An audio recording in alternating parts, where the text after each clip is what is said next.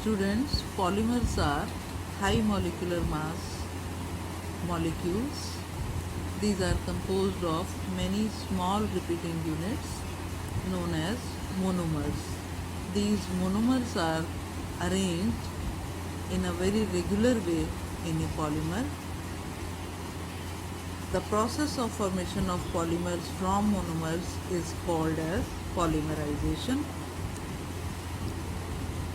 The polymer polyethylene, represented by this formula CH2 whole N, this is formed from ethylene unit CH2 double bond CH2. Now CH2 double bond CH2 ethylene is called monomer, and this CH2 whole N is called polymer. Based upon the types of monomer units, these can be of two types. One is homopolymers. In these polymers, same monomer units are repeated. For example, monomer unit ethylene CH2 double bond CH2, when repeated several times, it forms polyethylene CH2 whole N. क्योंकि इसमें same monomer unit ethylene repeat हो रही है, इसलिए इस type के polymers को homopolymers कहते हैं.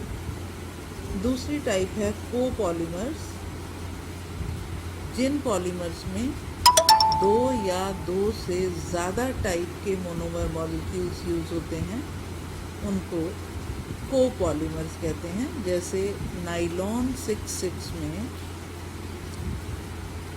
इसका फॉर्मूला है पॉलीमर का CH2 whole 4 CONH CH2 whole 6 NH. This unit repeated n times.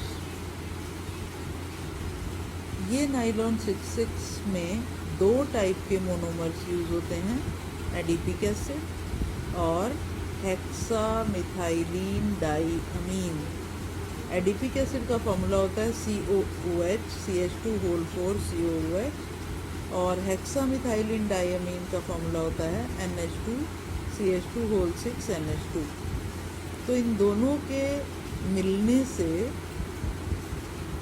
Nylon 6,6 का पॉलीमर मॉलिक्यूल बनता है. इसमें दो टाइप के क्योंकि मोनोमर यूज हुए हैं, एडिपिक एसिड और हेक्सामिथाइलिन डाइअमीन, इसलिए इस टाइप के पॉलीमर्स को कोपॉलीमर्स कहते हैं. अब ओरिजिन पर बेस्ड ये पॉलीमर्स नेचुरल पॉलीमर्स हो सकते हैं, यानी जो नेचर में मिलते हैं. नेचर में जैसे स्टार्च, प्रोटीन्स, सेल्यूलोज, क्योंकि नेचर में एज सच मिलते हैं, इसलिए इन्हें नेचुरल पॉलीमर्स कहा जाता है. दूसरी टाइप है सिंथेटिक पॉलीमर्स की. ये मैन मेड पॉलीमर्स होते हैं और इन्हें बनाया जा सकता है. इनके एग्जाम्पल पॉलीइथाइलिन, पैन पॉलीएक्राइलोनाइट्राइल, पॉलीस्टायरीन और नाइलॉन एट्सेट्रा. ये मैन मेड पॉलीमर्स हैं, इसलिए इन्हें सिंथेटिक पॉलीमर्स कहते हैं. तीसरी टाइप है सेमी सिंथेटिक, यानी ये नेचुरल पॉलीमर्स में कुछ मॉडिफिकेशंस करके, जैसे सेलुलोज नेचुरल पॉलीमर है और सेलुलोज का नाइट्रेशन करके इससे गन कॉटन बनाया जाता है. ऐसे ही नेचुरल रबड़, इसका वल्केनाइजेशन करके, वल्केनाइजेशन में सल्फ़र ऐड किया जाता है. सल्फ़र ऐड करने से वल्केनाइज्ड रबड़ बन जाती है. तो वल्केनाइज्ड रबड़ नेचुरल रबड़ के मॉडिफिकेशन से बनाई, इसलिए ये सेमी सिंथेटिक पॉलीमर है. Based upon the process involved in the polymerization, polymers can be again of two types, additional or chain growth polymers, and second is condensation or step growth polymers. Addition या chain growth polymerization में जो molecules में अक्सर जो monomer units हैं उनमें carbon carbon double bonds होते हैं और किसी सूटेबल इनिशिएटर की प्रेजेंस में, इनिशिएटर मतलब जो शुरू करता है, वो कार्बन कार्बन डबल बॉन्ड पर जुड़ता है और जुड़कर एक रिएक्टिव इंटरमीडिएट बना देता है। ये इंटरमीडिएट फिर सेकेंड मॉलिक्यूल ऑफ मोनोमर पर जुड़ता है और नया इंटरमीडिएट बना देता है, जो फिर तीसरे मॉलिक्यूल पर जुड़ता है, मोनोमर मॉलिक्यूल पर, और फिर एक नया इंटरमीडिएट बन जाता है। ऐसे करते करते पॉलीमर की चेन ग्रो करती रहती है, इसलिए इसको एडिशन, ऐड होने से, और चेन ग्रो करती रहती है इसलिए एडिशन या चेन ग्रोथ पॉलीमराइजेशन कहते हैं। और ये पॉलीमराइजेशन का प्रोसेस विनाइल पॉलीमराइजेशन भी कहलाता है और इसमें मोनोमर यूनिट कैसे हैं और उसमें रिएक्टिव इंटरमीडिएट कौन है, इनिशिएटर क्या यूज़ किया, इस पर डिपेंड करते हुए एडिशन या चेन ग्रोथ पॉलीमराइजेशन या विनाइल पॉलीमराइजेशन 3 टाइप की हो सकती है। फ्री रेडिकल विनाइल पॉलीमराइजेशन और आयनिक पॉलीमराइजेशन 2 टाइप की होती है, कार्बोकैटायन या कार्बेनाइन्स इन्वॉल्व करने वाली। तो जो फ्री रेडिकल विनाइल पॉलीमराइजेशन है, इसमें फ्री रेडिकल जनरेट होता है बाय यूज ऑफ कैटलिस्ट। जो कैटलिस्ट अक्सर यूज़ होते हैं वो हैं बेंजोइल परऑक्साइड, जिसका फॉर्मूला है C6H5COOCOC6H5। अब इसको 2 इक्वल हाफ्स में बांटा जा सकता है, यानी 2 फ्री रेडिकल्स बन सकते हैं इससे। इसी तरह से हम देखें टर्शरी ब्यूटाइल परऑक्साइड को, टर्शरी ब्यूटाइल, एक कार्बन के साथ 3 मिथाइल ग्रुप जुड़े हैं, टोटल कार्बन हो गए 4, तो ये टर्शरी कार्बन है, 4 टोटल कार्बन है, इसलिए टर्शरी ब्यूटाइल ग्रुप बोल रहे हैं। Tertiary butyl peroxide CCH3 thrice, OOCCH3 thrice. इसको भी 2 इक्वल हाफ्स में बांट सकते हैं, 2 फ्री रेडिकल बन जाते हैं। इसके अलावा AIBN, azo isobutyl nitrile, azo मतलब नाइट्रोजन के लिए है, आइसोब्यूटाइल एक कार्बन के साथ 2 मिथाइल ग्रुप जुड़े हैं और नाइट्राइल ग्रुप CN है। एजो आइसोब्यूटाइल नाइट्राइल, इसमें भी 4 कार्बन हैं, 1 2 3 4, इसलिए ब्यूटाइल यूज़ हुआ है। आइसो ग्रुपिंग है इसलिए isobutyl nitrile, azo isobutyl nitrile, जिसको एब्रीविएट करते हैं AIBN की तरह। ये भी यहाँ से डिसोसिएट होकर 2 फ्री रेडिकल बना सकता है। तो ये सारे कैटलिस्ट्स हैं जो फ्री रेडिकल्स को जनरेट करते हैं। फ्री रेडिकल विनाइल पॉलीमराइजेशन से बनने वाले पॉलीमर्स के एग्जाम्पल हैं पॉलीविनाइल क्लोराइड, जो कि monomer unit CH2 double bond CHCl vinyl chloride से बनता है। और पॉलीस्टायरीन जो स्टायरीन से मोनोमर यूनिट है, स्टायरीन होता है, इसमें C6H5 CH double bond CH2 से बनता है। फ्री रेडिकल विनाइल पॉलीमराइजेशन में 3 स्टेप्स इन्वॉल्व होते हैं। 3 स्टेप्स। पहला चेन इनिशिएटिंग स्टेप, दूसरा चेन प्रोपेगेटिंग स्टेप और तीसरा चेन टर्मिनेटिंग स्टेप। पहले स्टेप में चेन इनिशिएटिंग स्टेप में कैटलिस्ट से फ्री रेडिकल्स का जनरेशन होता है। जैसे अभी हमने कैटलिस्ट देखे थे, बेंजोइल पेरोक्साइड एग्जाम्पल था, C6H5COOCO C6H5। इससे 2 ये रेडिकल फ्री रेडिकल मिल रहे हैं। ये अनस्टेबल है, जिसमें से कार्बन डाइऑक्साइड का मॉलिक्यूल निकल जाता है। 2 मॉलिक्यूल्स में से 2 कार्बन डाइऑक्साइड के मॉलिक्यूल निकलकर फिनाइल फ्री रेडिकल जनरेट हो जाता है। तो ये स्टेप जिसमें फ्री रेडिकल का जनरेशन हो रहा है उसे चेन इनिशिएटिंग स्टेप कहते हैं। ये कोई भी फ्री रेडिकल जो जनरेट हुआ उसको इन जनरल हम R फ्री रेडिकल से रिप्रेजेंट कर रहे हैं।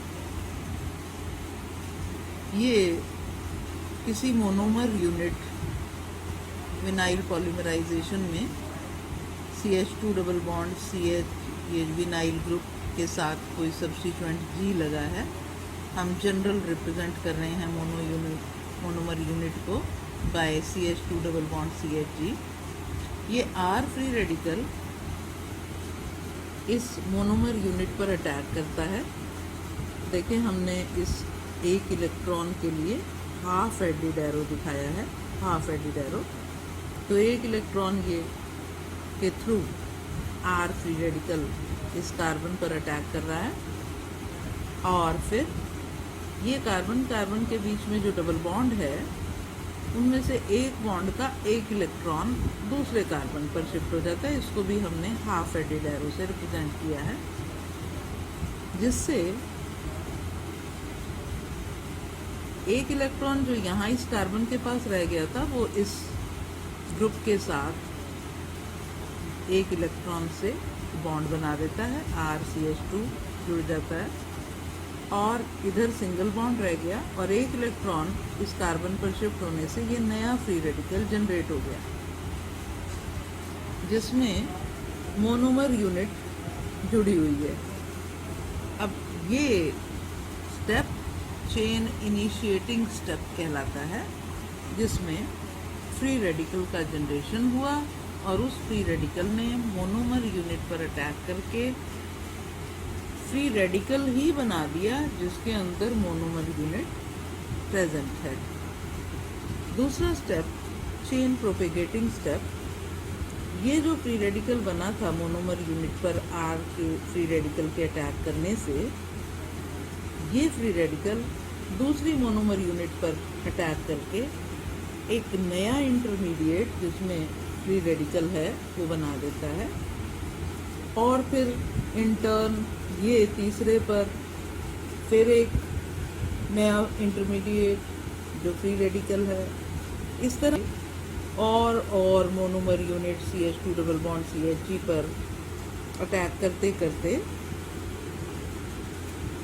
ये formula RCH2CHG whole n times ये यूनिट रिपीट होकर और जो terminal group CH2CHG free radical ये बन जाता है। इन सभी स्टेप्स को चेन प्रोपेगेटिंग स्टेप्स बोला जाता है। और लास्ट स्टेप है चेन टर्मिनेटिंग स्टेप। चेन को ख़त्म करने के, टर्मिनेट करने के लिए जो पॉसिबल स्टेप्स हो सकते हैं उनमें एक है कपलिंग। ये ऊपर जो स्पीसीज बनी थी RCH2CHG whole n CH2CHG free radical, ऐसी ऐसी 2 यूनिट्स अगर जुड़ जाएं तो ये अनपेयर्ड इलेक्ट्रॉन ऐसी ही दूसरी यूनिट के अनपेयर्ड इलेक्ट्रॉन से पेयर अप हो जाएगा और कपलिंग होकर RCH2CHG होल N CH2CHG और ऐसी ही एक और unit RCH2CHG whole N CH2CHG। यहाँ भी अनपेयर्ड इलेक्ट्रॉन था, यहाँ भी अनपेयर्ड इलेक्ट्रॉन था, ये आपस में पेयर अप हो गए और बॉन्ड बन गया और ये जो बना पॉलीमर उसका फॉर्मूला हम देख रहे हैं RCH2CHG whole N CH2CHG CHG CH2 whole N R। ये एंड में हमें टर्मिनेशन से मिला। दूसरा तरीका, ये जो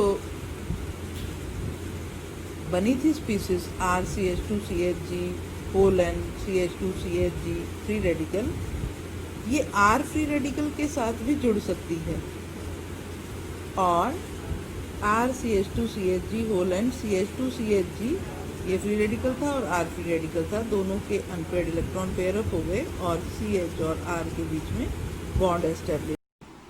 फ्री रेडिकल विनाइल पॉलीमराइजेशन के टर्मिनेशन में दूसरा तरीका है डिस्प्रोपोर्शनेशन का, जिसमें 2 ऐसे फ्री रेडिकल जुड़ते हैं, उनमें से एक हाइड्रोजन देता है यहाँ से और दूसरा हाइड्रोजन ले लेता है।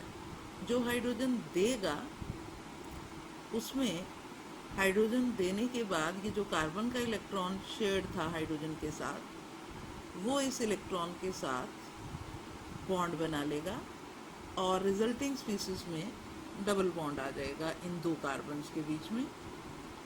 और जो हाइड्रोजन को एक्सेप्ट करेगी स्पीसीज इन दोनों में से, वो यहाँ एक्सेप्ट करेगी इस कार्बन पर एक अनपेयर्ड इलेक्ट्रॉन था, हाइड्रोजन के इलेक्ट्रॉन के साथ बॉन्ड बनाकर ये CH2 में कन्वर्ट हो जाएगा, मीन्स ये स्पीसीज बन जाएगी यहाँ CH2CH2G। तो एक स्पीसीज बन गई RCH2CHG होल N CH2CH2G और दूसरी RCH2CHG whole N CH double bond CHG। एक में यहाँ डबल बॉन्ड आ गया और एक में CH2CH2 के बीच में सिंगल बॉन्ड हो गया। डिस्प्रोपोर्शनेशन कहते हैं, ये प्रोपोर्शन में नहीं हुआ, एक ने हाइड्रोजन ले लिया, एक ने हाइड्रोजन दे दिया। इस तरह से चेन टर्मिनेट हो जाएगी। और तीसरा तरीका है चेन टर्मिनेशन का, चेन ट्रांसफ़र रिएक्शन में। ऐसा तब होता है जब कोई impurity like ASH reaction mixture में प्रेजेंट है और ये जो फ्री रेडिकल बना था CH2CHG अनपेयर्ड इलेक्ट्रॉन, ये यहाँ से H रेडिकल लेकर CH2CH2G में, इस तरह से CH2CH2G में कन्वर्ट हो जाएगा। यहाँ से हाइड्रोजन निकला था तो ये AS फ्री रेडिकल में कन्वर्ट हो जाता है और रिएक्शन एक नया मोड़ ले लेता है इस नए फ्री रेडिकल के बनने के कारण, इसलिए इसे चेन ट्रांसफ़र रिएक्शन कह रहे हैं। अब हम देखें कि फ्री रेडिकल विनाइल पॉलीमराइजेशन की प्रोसेस से, के मैकेनिज़्म से पॉलीथाइलीन, पॉलीस्टायरीन, पॉलीएक्राइलोनाइट्राइल, ये कुछ एग्जाम्पल्स हैं जो इस फ्री रेडिकल विनाइल पॉलीमराइजेशन के मैकेनिज़्म से बन रहे हैं। दूसरी टाइप है आयनिक विनाइल पॉलीमराइजेशन, जो आगे 2 तरह की होती है। आयन 2 तरह के बन सकते हैं, एक कैटायन और एक एनायन। अकॉर्डिंगली इसे कैटायनिक विनाइल पॉलीमराइजेशन और एनायनिक विनाइल पॉलीमराइजेशन कहा जाता है। कैटायनिक विनाइलिक पॉलीमराइजेशन में कैटायन की फॉर्मेशन होती है, कार्बोकैटायन की, और यहाँ किसी स्ट्रॉन्गली एसिडिक कैटलिस्ट जैसे सल्फ्यूरिक एसिड है, कोई भी प्रोटोनिक एसिड्स, या फिर लुईस एसिड जैसे बोरॉन ट्राइफ्लोराइड, एल्युमिनियम क्लोराइड या SnCl4 से भी रिएक्शन कैटेलाइज हो सकता है। बीच में थोड़ा सा पानी डालना पड़ता है, ट्रेसेस ऑफ वाटर की प्रेजेंस में। और इन सब कंपाउंड्स में जो इस मैकेनिज्म से पॉलीमराइज होते हैं, G जो है, G CH2CHG, ये G इलेक्ट्रॉन रिलीजिंग ग्रुप होगा। यहाँ भी 3 स्टेप होंगे। पहला चेन इनिशिएटिंग स्टेप, दूसरा चेन प्रोपेगेटिंग स्टेप और तीसरा चेन टर्मिनेटिंग स्टेप। इनिशिएटिंग मतलब स्टार्ट करने वाला। ये इनिशिएशन अगर प्रोटोनिक एसिड है जैसे सल्फ्यूरिक एसिड था, तो वो H आयन जनरेट करेंगे। उन H आयन की प्रेजेंस में इनिशिएशन होगा। ये जो विनाइल मोनोमर था CH2 डबल बॉन्ड CHG, जिसमें G इलेक्ट्रॉन रिलीजिंग ग्रुप है, इस डबल बॉन्ड के पाई इलेक्ट्रॉन इस प्रोटॉन को एक्सेप्ट करते हैं। प्रोटॉन एक्सेप्ट करने से इस कार्बन पर पॉजिटिव चार्ज आ जाएगा और इस कार्बोकैटायन की फॉर्मेशन हो गई HCH2CHG, इस C पर पॉजिटिव चार्ज। और अगर ये रिएक्शन किसी लुईस एसिड की प्रेजेंस में, in presence of traces of water होता है, तो जैसे BF3 का हम एग्जांपल लें, बोरॉन ट्राइफ्लोराइड का, वाटर में ऑक्सीजन पर present lone pair of electron इस इलेक्ट्रॉन डेफिशिएंट बोरॉन पर अटैक करेंगे और कोऑर्डिनेट करेंगे और बॉन्ड बन जाएगा, जिससे B पर नेगेटिव चार्ज आ गया और ऑक्सीजन के लोन पेयर ऑफ इलेक्ट्रॉन क्योंकि डोनेट किए थे इधर, जिसकी वजह से इस ऑक्सीजन पर पॉजिटिव चार्ज आ गया। इस इलेक्ट्रॉन डेफिशिएंसी के कारण ऑक्सीजन पर यहाँ से एक प्रोटॉन लूज हो सकता है। तो कोई vinyl monomer CH2 double bond C, जहाँ जैसे CH3CH3 दो ग्रुप लगे हैं इस कार्बन के साथ, तो ये पाई इलेक्ट्रॉन इस अटैक करके इस प्रोटॉन पर इस कार्बोकैटायन की फॉर्मेशन कर देते हैं। उसी तरह से है जैसे प्रोटोनिक एसिड्स में था, वहाँ H पॉजिटिव को डायरेक्टली ले लिया गया था और यहाँ Lewis acid traces of water की प्रेजेंस में यहाँ से प्रोटॉन लूज कर देता है और कार्बोकैटायन की फॉर्मेशन हो जाती है। Next step chain propagating step है, जिसमें ये जो कार्बोकैटायन पिछले स्टेप में बना था, उस पर फिर एक मोनोमर CH2 डबल ये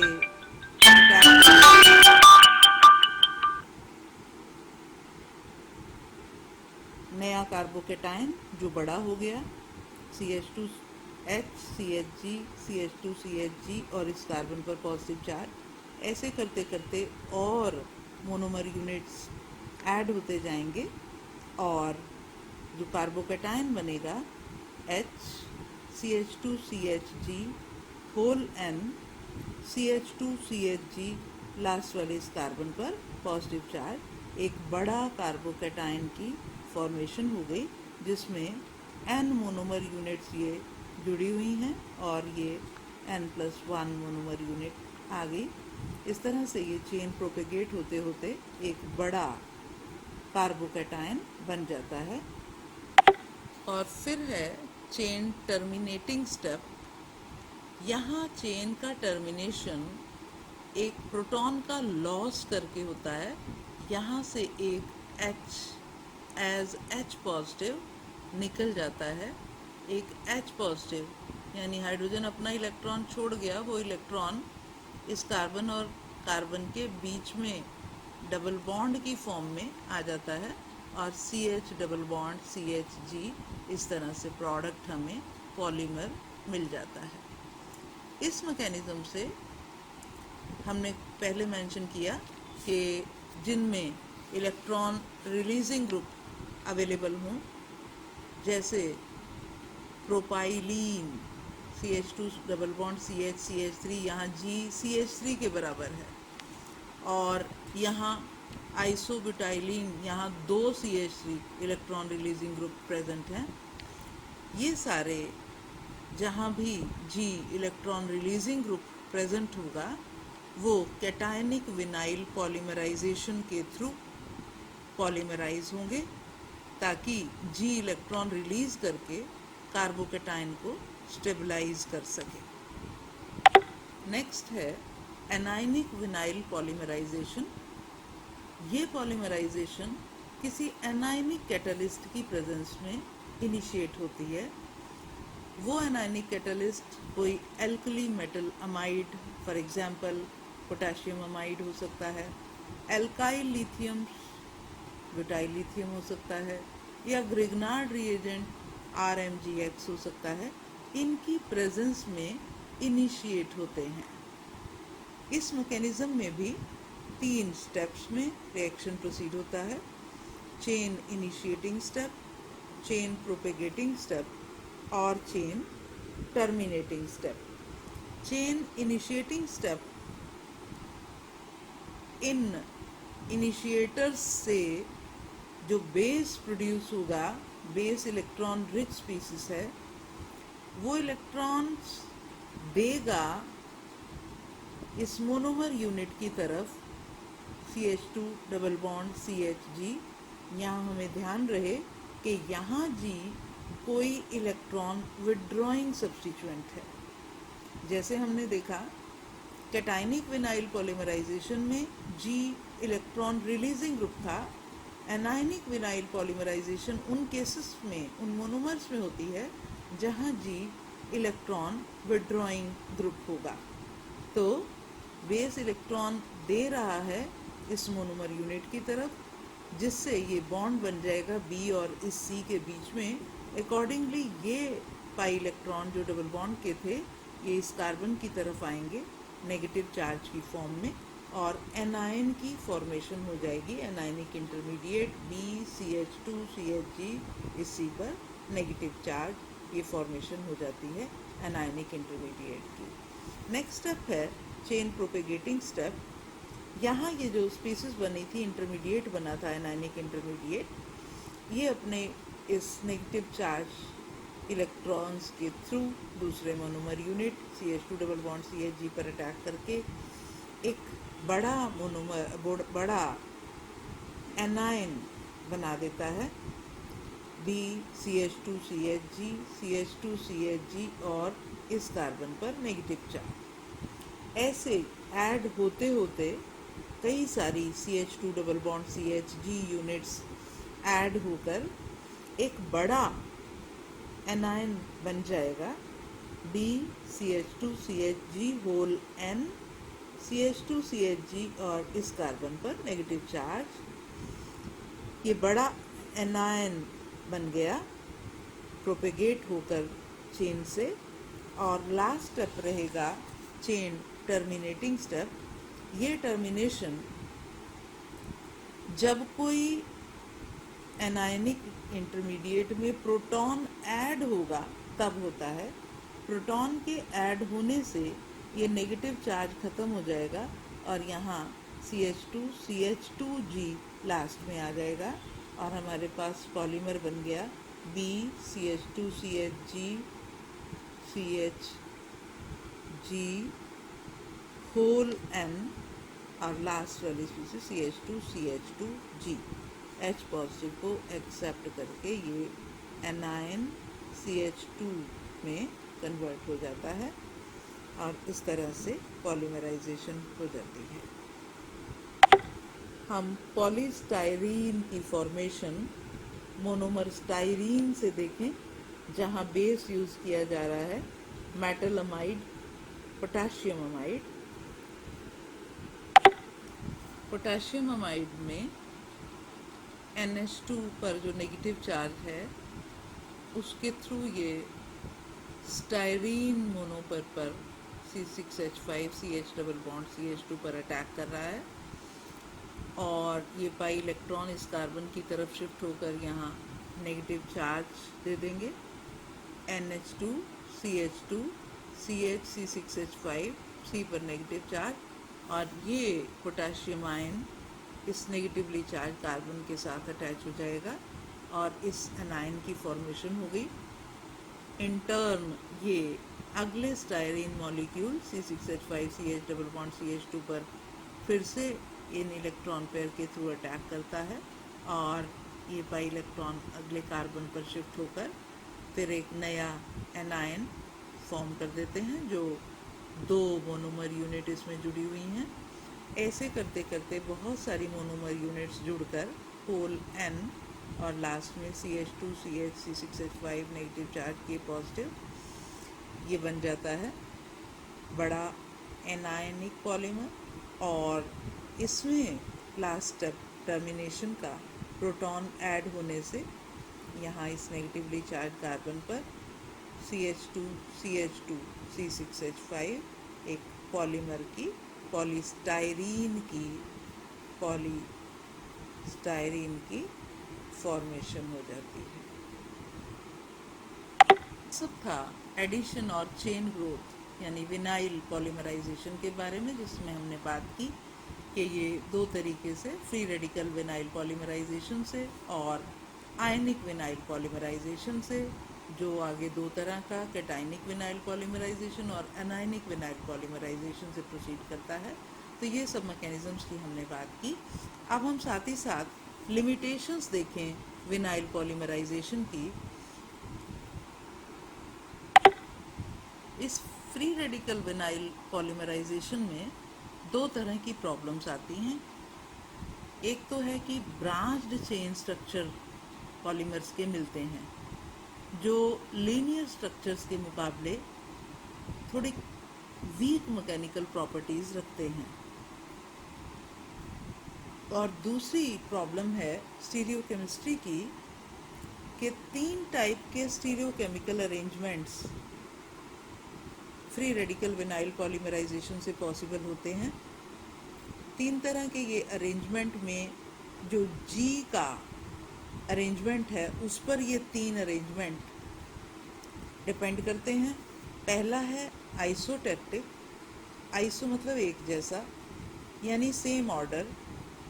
जैसे विनाइल मोनोमर था CH2 डबल बॉन्ड CHG और जब पॉलीमराइजेशन होगा तो ये यूनिट्स जुड़कर जो पॉलीमर दे रही हैं CH2 CHG CH2 CHG CH2 CHG, इनमें हम G के अरेंजमेंट को देखें, इसमें हम देख रहे हैं कि G की सेम साइड पर कॉन्फ़िगरेशन है, ये एक ही साइड पर आ रहा है पॉलीमर के अंदर, इसलिए हम इस टाइप के अरेंजमेंट को कहते हैं आइसोटैक्टिक अरेंजमेंट यानी सेम ऑर्डर।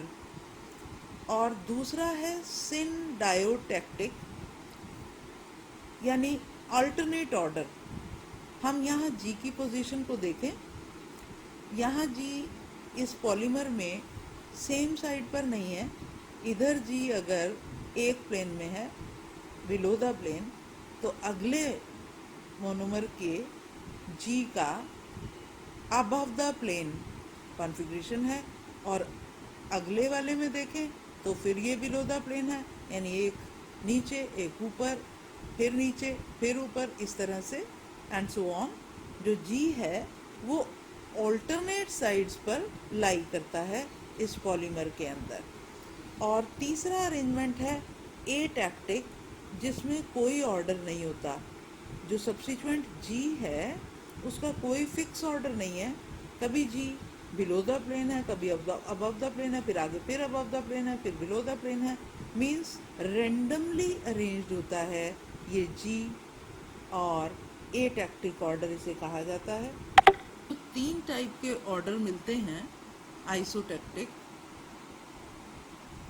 सिनडायोटैक्टिक और एटैक्टिक। इसमें मोस्टली रेडिकल विनाइल पॉलीमराइजेशन से एटैक्टिक ब्रांच्ड पॉलीमर मिलता है, जबकि आइसोटैक्टिक और सिनडायोटैक्टिक इनमें ग्रेटर स्ट्रेंथ होती है और बेटर थर्मल प्रॉपर्टीज़ होती हैं। मिलता है ज़्यादा एटैक्टिक अरेंजमेंट, लेकिन अगर हम एक्सपेरिमेंटल कंडीशंस को चूज़ करें, प्रॉपर चॉइस करें, तो उससे हम इन तीनों में जो पॉलीमर हमें जिस कंडीशन का चाहिए उसे हम बना सकते हैं by proper choice of experimental conditions. तो it was all about vinyl polymerization, addition और चेन ग्रोथ पॉलीमराइजेशन की मैकेनिज्म्स।